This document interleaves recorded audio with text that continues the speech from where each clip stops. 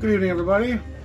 Welcome to part 14 of my series on the jazz labels of the mid to late 50s. We're on the West Coast. We've already covered New York, volumes 1 through 11. Went to Chicago for 3 episodes.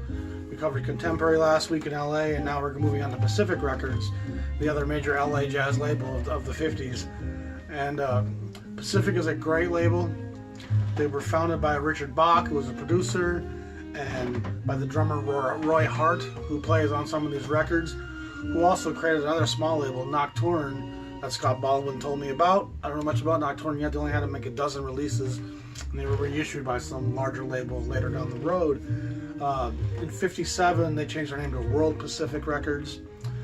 They start off with a 1200 series, which Atlantic also does. Savoy has the 12,000 series. I think 12 kind of signified the 12-inch era, obviously, so that's why a lot of labels use that 1200 number. They run the 1200 series through to 1299, then they launched a 400 series for very briefly, about a dozen titles, and they start over at sequence 1, and that is late 50s, early 60s, and that's a different era of Pacific Records, and that's going to be your Gerald Wilsons, your Jazz Crusaders, your Groove Homes, your Les McCanns. So that era of Pacific we're going to cover later when we get to our 60s era stuff. So we're going to be more dealing with the Chet Baker era, Gerry Mulligan, Jim Hall, that era stuff, Carl Perkins. Again, like Contemporary, it's largely a white label selling records to white kids. That black music that white kids can bring home to mom, you know? And hurrah for that. That's not a bad thing. You know, if mom can handle Eminem in the house over Tupac, bad on mom, but at least she's getting the black culture to some degree. But it is a shame that so many people are so afraid of and shut off by racial tension and fear. It's such a silly thing, and usually a little bit of experience within that culture, a few conversations even, will put your fear aside, and you'll recognize how much we share in common regardless of race. But yet the experiences of these people are so different, and so their expressing and motivations are going to be very different. We're going to take a look at a few things. A record I really love, one of the great jazz guitar players is Jim Hall. Fantastic stuff.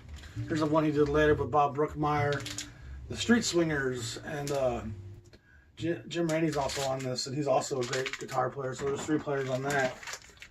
Solid stuff. They have a fun art department. This is kind of for a compilation record, a pretty famous record. You see it in a lot of jazz books. This is the Kismet record. This is the Master Sounds, which is Wes Montgomery's brothers, Buddy and Monk, and those guys.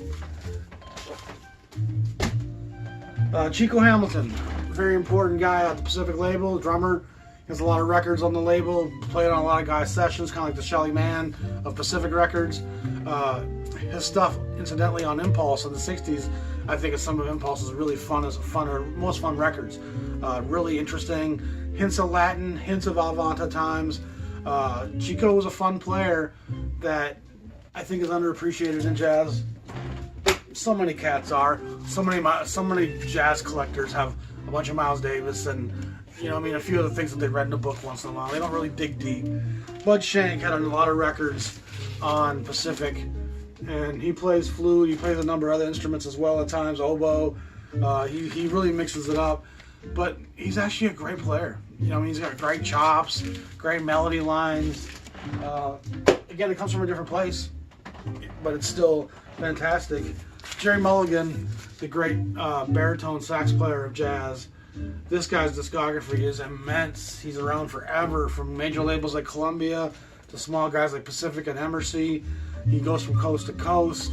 He played with everyone from Miles Davis and the Birth of the Cool, who he was an instrumental part of that. He really plays into the 70s. He with the long beard and the long hair and the hippie era, Mulligan is around forever. Yet a lot of people kind of sleep on Mulligan. He's on Verve for a lot of years in the late 50s, early 60s. But I love that album cover with the French flag in Paris. There's another record he did a few years later on Pacific. If you see Mulligan record, it's never that expensive. Grab it. You know, I think we pass over too many of these star players just trying to find that shock content. Oh, I gotta have that Gil Bell record that no one else has. Mulligan's a great player. You know, Pacific Jazz is probably most known for Mr. Chet Baker, whose records are probably the most expensive records to be had on Pacific, which is why 2 of those 4 were reissues. This one and that one. I'm not paying $100, $200 for a record just to listen to it. If I have to get a copy that's so beat up it's not enjoyable, I'd rather just have the reissue. I'm not a super big audiophile guy, as I've said before. I'm more just about just hearing the feeling and getting to know the music and understanding where each label was at. Probably my favorite record on Pacific was this Grand Encounters. 2 degrees east, 3 degrees west, which is a reference to the 2 East Coast players from the MJQ. You have John Lewis and Percy Heath. And from the West Coast, you got Perkins, Hamilton, and Jim Hall. A fantastic record. It has at least 3 different covers, this being my favorite cover. But A Woman Laying in Straw can never be that bad. It might be a little itchy, but that's it. Bill Perkins, a guy you don't really come across early enough as a jazz fan. You don't realize that you've heard him on a lot of sessions, a lot of records, but he's a great player, a wonderful tone. If you see Bill Perkins stuff, again, this is a reissue because it's one of those records that on Pacific can go for $100. So I'll take the $30 Japanese great sounding pressing and be done with it. I mentioned that they went to a 400 series briefly, and I'll show you the first 3. There's another Bill Perkins record. There's a Master Sounds record, which I mentioned earlier. There's 3 or 4 Master Sounds records, which is Wes Montgomery's brothers. Wes plays on a few of those records. And then there's a Jazz Messengers Art Blakey record here, Ritual, on 402. And one side of this is kind of a percussion ensemble, and the other side is pretty solid hard bop. So you get a migration of players going out west to join these labels and record.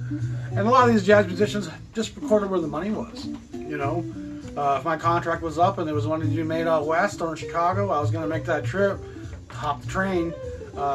Jazz was a survival music, you know. We'd like to think that these guys were just some kind of scholarly virtuosos that were appreciated by the mainstream and were offered down to concert halls and slept in gilded hotel rooms, and that couldn't be farther from the truth. My friend Ken Mickelef, the Jazz Vinyl Lover, recommended me the Green Book movie, and just the movie is really, it covers Don Shirley's story and his movement through the South on some of these shows, playing in the concert halls, playing more classical, refined chamber music, and the indignation of not being able to take a leak in the bathroom where you're playing, not be able to have dinner with your band where you're playing, it gets to you. And Shirley was a well-educated man. He was eloquent, he spoke well, he dressed well, and no matter how high a standard a black man held himself to, especially in the South, he was real quick to get an ass beating. He looked someone the wrong way, you know. Even being dressed too smartly in a town where you weren't welcome, it got the jeers and the looks and the resentment of the whites that have been left behind here economically, and they don't like to see blacks rising beyond their social status. There's an entitlement that comes with that, which is part of the brainwash of nationality and racism, thinking that you're deserving something more than somebody else and this should be more yours than theirs. Get off your ass and do your own thing, you know what I mean? Be you. Stop wearing the label race, because you're not, you're human race. And I'm just going to keep driving that point home in these videos, because that's all I really care about in the big picture, is we need a broader empathy for all of us, regardless of race and nation. And jazz is a great way to broach that subject. Jazz is a great way to speak to people who already have a degree of empathy in them, because empathy is required to hear this music. Listening to jazz without empathizing and trying to get into the head of the player who's playing it, it's just background music. And you're just drinking cocktails to it. And that's fine, but I think you're really missing the story. I think you're really missing the glory of overcoming struggle and tragedy. There's a lot of difficult times for a lot of different people, And when I listen to somebody who had it so much tougher than me, it certainly gives me a measure of humility and thankfulness. I'm so grateful for the privilege I have being born in the West with a silver spoon in my mouth. And I'm by no means wealthy. I work hard for my money, but I still don't live in a tent. You know what I mean? I haven't had my siblings' arms chopped off in a civil war. So I can't really ever grasp the sorrow that exists in the racially torn communities. But the way to heal that is to bridge it and to find empathy and to start dialogues and to start having understanding. Because understanding, which is a product of asking questions, understanding is the path to empathy. There's no other way to get there. And you can only be on one of two paths. You can't be on both. You can be on the path that's full of ignorance, and the ignorant embrace fear, and fear becomes hate so quickly. And there's no coming back without the knowledge of understanding that comes from learning and asking questions. And it's learning that leads to trust and understanding, which leads to empathy and love and healing and growth. And we struggle as a race. We go back and forth as humanity. And we've seen our planet from space. I can't tell you this enough. We just took a picture of a black hole. We've seen things 12 billion light years out into the universe.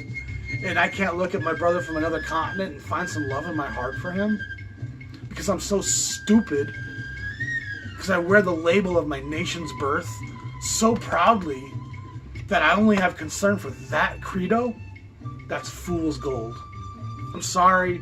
I can't tolerate it. I can't abide it. Nationalism is something that must be quenched. It is absolutely an antiquated thought process. It doesn't really represent any of the things that we think it does. Human Earthling, just be that. I'm the Jazz Shepherd. Subscribe to my channel. Thanks to Ken Mikolev for all the support. I appreciate you all for watching. All those who watch me every week, I can't tell you how much I appreciate and love you guys. I'm honored that you feel what I have to say. And some of you tell me that I put into words things that you feel. And that's validating for me, because I've shared a lot of this driving, Lyft and Uber over the last few years as a side job. And it's nice to validate it with other people who think and feel some of the same things. And I've gotten great responses from people, especially from foreigners, travelers, immigrants. Going to the airport, coming from wherever in the world. There's a different experience out there that's a global community that the televised mindset of the American people is detached from by design. That's the control. And if you think you're so different than those people on the far right, and if you think you're so different than those people on the far left, let me ask you both what you think about North Korea and Cuba. And tell me that you ain't trained. You're divided at home, unified abroad. Controlled from both sides. Powerless at home, powerless to think broader. Education, understanding, tolerance, empathy. Breed it. Talk to people. The opposite of media is real life conversation. That's it. I told my kids that the other day. There's only one other alternative to the media, and that includes video games, that includes YouTube, that includes the networks, the news, the print, all of it. The opposite to all that bullshit is talking to real people from every continent, from every religion, from every language, and find out where that takes you. That's a different understanding, because they ain't just the same as you. And you find out when you have some understanding of who they are, they'll embrace you and trust you because you love them, because you have an understanding of where they come from. And that's the start of the process, which is why they keep us divided. Listen to that jazz. Keep yourself free. I'm the Jazz Shepherd. Quebec Nordiques, who remembers, ain't nobody I know. Peace.